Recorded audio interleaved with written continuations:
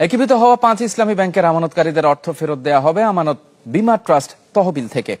প্রাথমিক পর্যায়ে সর্বোচ্চ 2 লাখ টাকা পর্যন্ত দেওয়া হবে এই তহবিল থেকে। তবে বাংলাদেশ ব্যাংকের এই তহবিলে রয়েছে মাত্র 18,000 কোটি টাকা, যা দিয়ে সম্ভব নয় ব্যাংকগুলোর ক্ষুদ্র আমানতকারীদের পাওনা পরিশোধ, যেখানে দেখে শুনে কার্যকর পদক্ষেপ নেওয়ার আহ্বান বিশ্লেষকদের। মাসুম মিয়ার প্রতিবেদন। ডিজাইন, এলিগেন্স, বিউটি, সেরা পণ্য সবার জন্য জেভিকো। 5 ব্যাংক একীভূত হয়ে রূপান্তরিত হচ্ছে সম্মিলিত ইসলামী ব্যাংক পিএলসি। এই খবরে অনেকটা আতঙ্কিত হয়ে পড়েন আমানতকারীরা।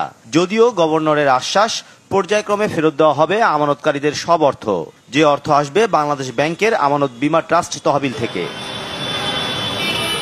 কেন্দ্রীয় ব্যাংকের এক মূল্যায়ন প্রতিবেদনে উঠে আসে, বর্তমানে গ্রাহক সুরক্ষা আইনে দেশের বড় কোনো একটি ব্যাংকের ক্ষুদ্র আমানতকারীদের বীমা দাবি পরিশোধে প্রয়োজন হবে অন্তত 13,000 কোটি টাকা।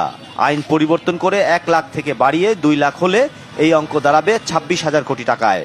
ব্যাংকগুলো যদি লিকুইডেশনে যায় বা এগুলো মার্জার হয় বা এই ধরনের ক্লেমটা হয়, তখন আমরা কত কম্পেনসেট করতে পারি। যে কি ইম্পর্টেন্ট ব্যাংক হয়, তো সেক্ষেত্রে আমরা হয়তো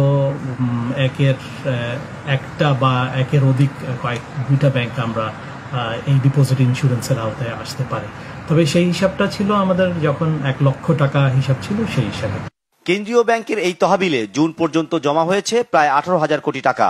আর এই 5 ব্যাংকের গ্রাহকের আমানত ফেরত দেওয়া নিশ্চিতে বিশ্ব ব্যাংক থেকে পাওয়া যাবে আরো প্রায় 1,000 কোটি টাকার সমপরিমাণ ডলার। সব মিলিয়ে এই তহবিলের পরিমাণ দাঁড়াচ্ছে 19,000 কোটি টাকার মতো। তবে বর্তমানে first security, Exim, SIBL, union ও গ্লোবাল ইসলামী ব্যাংকের আমানতকারীদের অর্থ আটকে আছে প্রায় 1.5 লাখ কোটি টাকা, যার বড় অংশই ক্ষুদ্র গ্রাহকের। বীমা তহবিলের অর্থ দিয়ে একীভূত হওয়া ব্যাংকগুলোর গ্রাহকের চাহিদা পূরণ সম্ভব নয় বলে মনে করছেন এই বিশ্লেষক। সবল ব্যাংক দুর্বল ব্যাংক বলে যখন বলছে তখন সবাই ঝাঁপায় পড়ছে না, এবার তেমনি ঝাঁপায় পড়বে তাড়াতাড়ি ডিপোজিটটা তার টাকা উইথড্র করার জন্য। ডিপোজিট স্কিমের টাকা দিয়ে পুরো টাকা সম্ভব না, এটা গভর্নমেন্ট অ্যালোকেশন দিতে, কারণ যেহেতু now government is the owner, government has taken it up, সুতরাং গভর্নমেন্টকে গভর্নমেন্ট অ্যালোকেশন দিতে হবে। এই 5 ব্যাংকের মধ্যে 4টি দখলে ছিল এস আলম গ্রুপের, আরেকটির মালিকানায় ছিল নজরুল ইসলাম মজুমদার।